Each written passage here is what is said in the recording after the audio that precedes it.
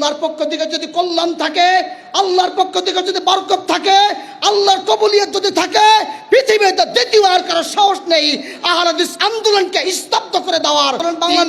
বাংলাদেশ আহলে হাদিস যুব সংঘ কমপ্লিট একটি প্ল্যাটফর্ম প্রতিষ্ঠা করার মাধ্যমে যেভাবে মানুষকে দাওয়াত দিয়ে যাচ্ছে, এটা প্রমাণ করে, বাতিলদের সাথে আপোষ না করে এটাই প্রমাণ করে এটা হলো একমাত্র হকপন্থী দল। আলহামদুলিল্লাহ। আসসালামু আলাইকুম ওয়া রাহমাতুল্লাহি ওয়া বারাকাতুহু।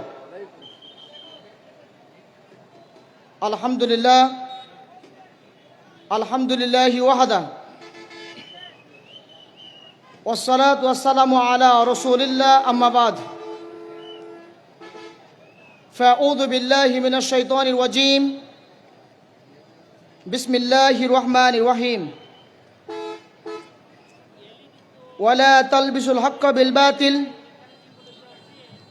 ওয়া তাকতুমুল হক্কা ওয়া আনতুম তা'লামুন। قال رسول الله صلى الله عليه وسلم بلغوا عني ولو آية। শুকরিয়া সেই আল্লাহ দরবারে যে আল্লাহ সুবহানাহু ওয়া তাআলা আমাদেরকে বাংলাদেশের বিভিন্ন জেলা থেকে আসার মাধ্যমে সকলকে একত্রিত হয়ে আলোচনার সুন্দর ব্যবস্থা এবং বসার ব্যবস্থা করে দিয়েছেন।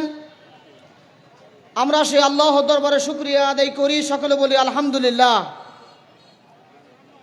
নবিকুল সম্মিরাট সৈয়দুল মুরসালিন খাতামান নবীন, শেষ নবী নামে পরিচিত সেই নবীর দরগাহে লাখ কোটি শুকরিয়া জ্ঞাপন করি, সকলে বলি সাল্লাল্লাহু আলাইহি ওয়াসাল্লাম। সম্মানিত উপস্থিতি, রাসূল সাল্লাল্লাহু আলাইহি ওয়াসাল্লাম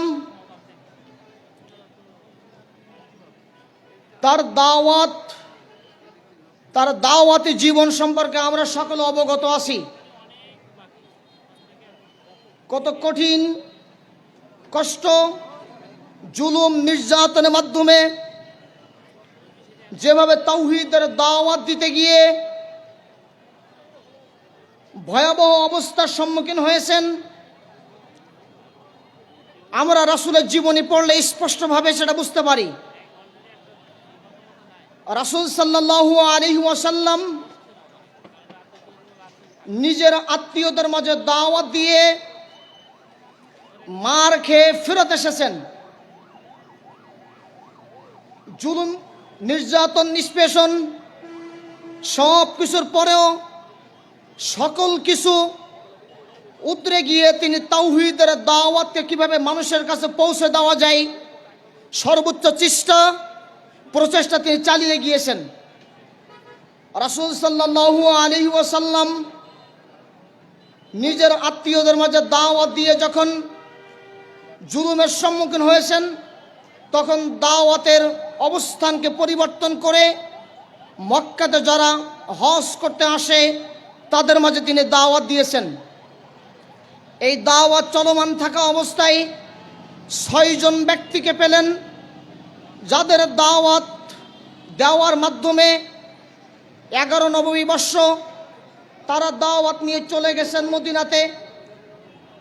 ওই 6 জনের মাধ্যমে 12 নববী বর্ষে 12 জনের বিরাট বড় একটি কাফেলা চলে আসছেন মক্কাতে, যাদের উদ্দেশ্য ছিল রাসূল সাল্লাল্লাহু আলাইহি সাল্লামের কাছে সাক্ষাৎ গ্রহণ করা এবং আল্লাহ রাসূলের কাছ থেকে বিভিন্ন দাওয়াতি ব্যাপারে নসিহা নেওয়া।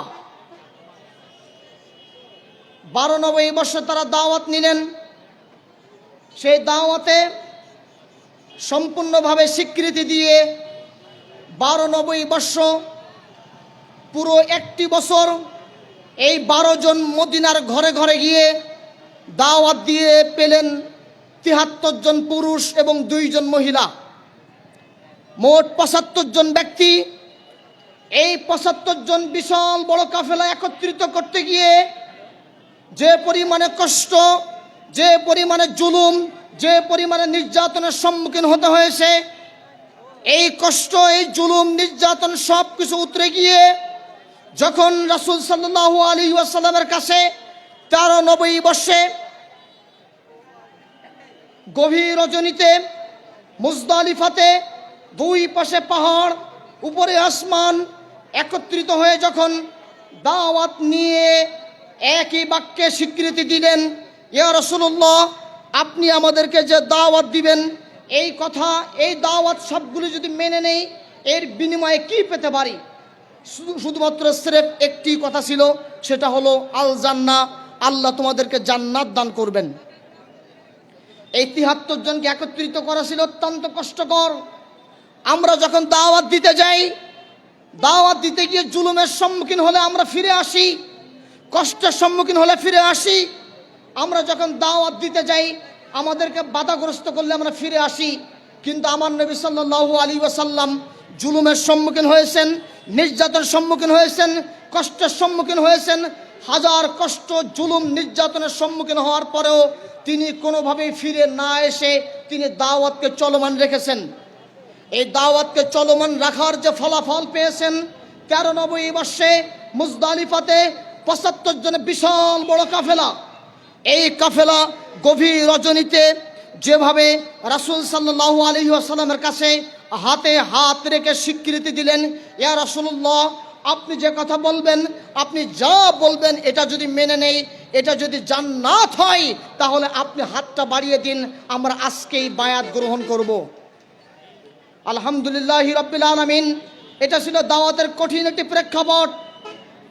যে সময়ে দাওয়াত দিতে গিয়েছেন মক্কার বুকে, একদিকে তিনি দাওয়াত দিচ্ছেন, অপরদিকে কাফেররা এসে প্রস্তাব দিচ্ছে, হে মুহাম্মদ, তুমি যে কথা বলবে ওগুলি আমরাও মানব, আমাদের কথাগুলি তোমরাও মেনে নাও।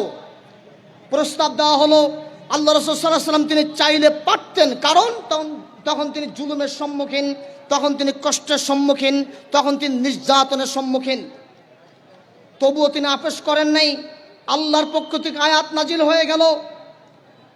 সূরা কাফিরুন শেষ আয়াত ছিল, লাকুম দীনুকুম ওয়ালিয়া দিন, তোমার দিন তোমার থাক, আমার দিন আমার থাক। এত জুলুম, এত কষ্ট, এত নির্যাতন, এত নিষ্পেষণ সব কিছু হওয়ার পরও কাফেরদেরকে স্পষ্ট বাক্যে বলে দিয়েছিলেন, তোমার দিন তোমার থাক, আমার দিন আমার থাক, কোনো দিন কোনোভাবে আপোষ করার সুযোগ নাই। এটা ছিল কঠিন একটি প্রেক্ষাপট, কঠিন একটি বক্তব্য। আল্লাহ সুবহানাহু ওয়া তাআলা তিনি বলছেন, সূরা বাকারা 42 নম্বর আয়াত, ওয়ালা তালবিসুল হক্কা বিল বাতিল ওয়া তাকতুমুল হক্কা ওয়া আনতুম তা'লামুন, তোমরা হকের সাথে বাতিলকে সংমিশ্রণ করো না, আর জেনে শুনে তোমরা হককে গোপন রেখে দিও না। সেদিন রাসূল সাল্লাল্লাহু আলাইহি ওয়াসাল্লাম কাফেরদেরকে এই জবাব দিয়ে দেওয়ার মাধ্যমে স্পষ্ট প্রমাণ হয়ে গেছে, যারা হকপন্থী, যারা বলে আমাদের নবী মুহাম্মদ সাল্লাল্লাহু আলাইহি ওয়াসাল্লাম, যারা বলে লা ইলাহা ইল্লাল্লাহ, আল্লাহকে ছাড়া আর কাউকে স্বীকৃতি দেই না, আমাদের নবী হলো মুহাম্মদ রাসূলুল্লাহ সাল্লাল্লাহু আলাইহি ওয়াসাল্লাম, তারা কোনোদিন কোনো প্রকারে দ্বিতীয় আর কোনো আদর্শকে মূল্যায়ন করতে পারে। কিন্তু আমরা দেখতে পাচ্ছি সমাজে রাসূল সাল্লাল্লাহু আলাইহি ওয়াসাল্লাম স্পষ্ট করে দিয়েছিলেন, কমপ্লিট করে দিয়েছিলেন, হকের সাথে তিনি বাতিলের কোনোভাবে আপোষ তিনি করেন নাই, কোনোভাবেই তিনি সংমিশ্রণ তিনি ঘটান নাই। লা ইলাহা ইল্লাল্লাহ মুহাম্মদ রাসূলুল্লাহ, আল্লাহ এক, তার কোনো স্বীকৃতি নেই। আমাদের নবী হলো সাল্লাল্লাহু আলাইহি ওয়াসাল্লাম। যদি এটা কমপ্লিট থেকে থাকে, তাহলে আপনার আমার দায়িত্ব পড়ে যায় কিতাব এবং সুন্নাত ছাড়া পৃথিবীতে আর কোনো প্রকারে কোনো গ্রহণ থেকে মূল্যায়ন না করা। কিন্তু আজকের সমাজে আমরা দেখতে পাই, আমরা আপোষ করছি আর বলে এটা হিকমাহ, আমরা আপোষ করি আর বলি এটা টেকনিক, আমরা আপোষ করে ফেলি আর বলি এটা আমাদের সিস্টেম। আমরা এখন অন্তত এই সিস্টেম, এই হিকমা, এই টেকনিককে অবলম্বন করি। আমরা পরবর্তীতে সিনিয়র বড় পর্যায়ে যখন যাব, তখন আমরা সেখানে তাওহীদের দাওয়াত দিয়ে মানুষকে হক পথে নিয়ে আসব। কিন্তু আমার নবী সাল্লাল্লাহু আলাইহি ওয়াসাল্লাম তিনি ব্যক্তি তৈরি করেছেন, মানুষ তৈরি করেছেন, জনগণ তৈরি করেছেন। মানুষ তৈরি, জনগণ তৈরি করার মাধ্যমে যেভাবে সুন্দর প্ল্যাটফর্ম তৈরি করেছেন, এই প্ল্যাটফর্ম আমাদেরকে শিক্ষা দেয় কোনোভাবেই হক ব্যতীত বাতিলদের সাথে আপোষ করার সুযোগ কোনোভাবেই নেই।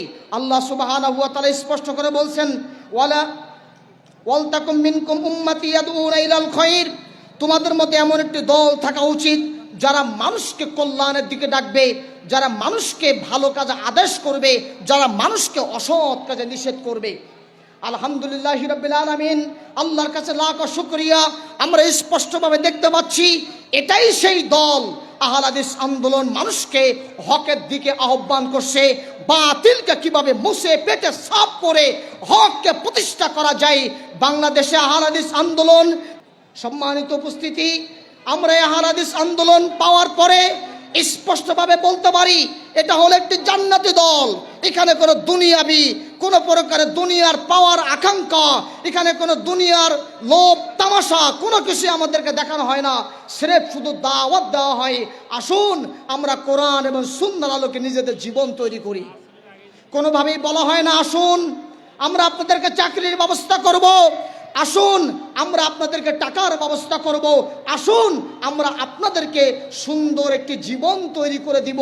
আমরা এটা বলি না, আমরা বলি আপনাদেরকে এমন জীবন দিব যে জীবন আপনাকে আখিরাতমুখী করবে, আপনাকে এমন জীবন দিব যে জীবন আপনাকে বরকতময় করবে, এমন জীবন আপনাকে দেওয়া হবে কোরআন ও সুন্নাহ দাওয়াতের মাধ্যমে, যে জীবন আপনাকে দুনিয়া ও আখিরাতের সব জায়গাতে আপনাকে সুখময় করবে, সুন্দর করে দিবে। সম্মানিত উপস্থিতি, রাসূল সাল্লাল্লাহু আলাইহি ওয়াসাল্লামের দাওয়াতকে আমাদেরকে যথাযথ মূল্যায়ন করতে হবে। এই মূল্যায়ন করার মাধ্যমে আমরা কোরআন ও সুন্নাহর যে কমপ্লিট যে ধারণাটা পাবো, আমরা আমাদেরকে তৈরি করতে পারবো ভালো মানুষ হিসাবে। আচ্ছা, সম্মানিত উপস্থিতি, এই রাসূলের দাওয়াতকে কি মুছে ফেটে দেওয়ার জন্য আবু সুফিয়ান থেকে শুরু করে বড় বড় লিডার যারা ছিল তারা চেষ্টা করেছে, বড় বড় লিডার চেষ্টা করে ব্যর্থ হয়েছে। রোম সম্রাট কত চমৎকার করে বলে দিলেন, হে আবু সুফিয়ান, তুমি যে রাসূলের দাওয়াতকে প্রশ্নবিদ্ধ করছো, স্তব্ধ করে দেওয়ার চেষ্টা করছো, লিখে রেখে দাও এই রাসূলের বর্ণনা তুমি আমাদেরকে যেটা দিয়েছো, এই রাসূলের কথা, মুহাম্মদের কথা তুমি আমাদেরকে যে অবগত করলে, শুধু মক্কা মদিনা কেন, এই রাসূলের দাওয়াত, মুহাম্মদের দাওয়াত সাল্লাল্লাহু আলাইহি ওয়াসাল্লাম বাংলার অলিগলি, বিশ্বের অলিগলি, এমনকি রোমে এসেও তার দাওয়াত পৌঁছে যাবে।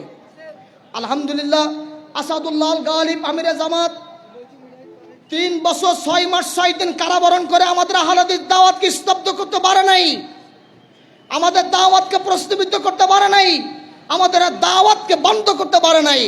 এমনকি বিভিন্ন ঘরানার মানুষ এই আহলে হাদিস আন্দোলনকে দমিয়ে দেওয়ার জন্য চেষ্টা করেছে। 3 বছর 6 মাস 6 দিন এক আসাদুল্লাহকে গ্রেফতার করেছে। হাজার আসাদুল্লাহ বাংলাদেশে তৈরি হয়েছে, এক আসাদুল্লাহ পৃথিবী থেকে চলে যাবে, হাজার আসাদুল্লাহ ইনশাআল্লাহ বাংলার জমিনে তৈরি হবে। আহলে হাদিস আন্দোলন কিয়ামতের আগ পর্যন্ত টিকে থাকবে ইনশাআল্লাহ। আল্লাহ আমাদের কবুল করুন। আল্লাহ সুবহানাহু ওয়া তাআলা আমাদের তাকওয়ার বরকতে, আমাদের ঈমানের জোরের মাধ্যমে আহলে হাদিস আন্দোলনকে কবুল করুন। আমরা জানি আহলে হাদিস আন্দোলনের কবু মরণ নয়, সকল পথের মরণ হলেও হকের পতন নয়। আলহামদুলিল্লাহ, এই সঙ্গীতকে আল্লাহ তাআলা কবুল করে নিয়েছেন, কিন্তু ব্যক্তি কবুল করে নাই। অতএব আসুন সকল বিধানকে বাতিল করে ওহীর বিধানকে কায়েম করে আমরা সর্বদা এগিয়ে যাই কোরআন সুন্নাহ প্রতিষ্ঠায়। আল্লাহ আমাদেরকে কবুল করুন। আল্লাহর জন্য তাবলীগ ইজতেমায় যারা এসেছেন, আল্লাহ আপনাদেরকে কবুল করুন। আল্লাহ আমাদের সবাইকে কোরআন সুন্নাহর আলোকে জীবন গড়ে আমাদেরকে সত্য প্রতিষ্ঠায় একনিষ্ঠভাবে, জামাতবদ্ধভাবে টিকে থাকার তৌফিক দান করুন। আমিন। আসসালামু আলাইকুম ওয়া রাহমাতুল্লাহি ওয়া বারাকাতুহু।